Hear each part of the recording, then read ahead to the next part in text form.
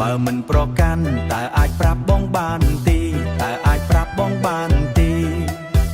មើលទៅអូនពិតជាស្អាតម្លេះទេបងជាប់ចិត្តបងជាប់ស្នេហ៍មាសមេ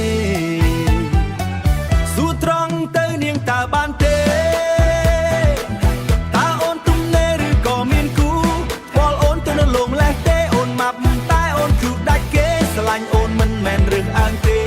បងពិតនឹងរឿងអើងទេបងពិតជាលងស្នេហ៍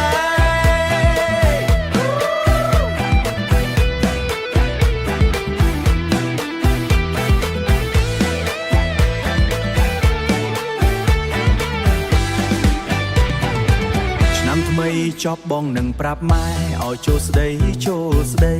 រូបអូនណាមាសមេមិនឲ្យរូបអូននាងបានគេ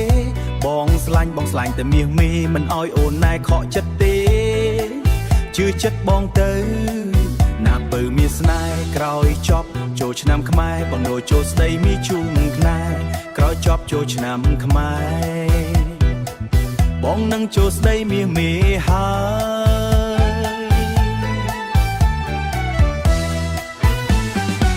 សួរត្រង់ទៅនាងតើបានទេ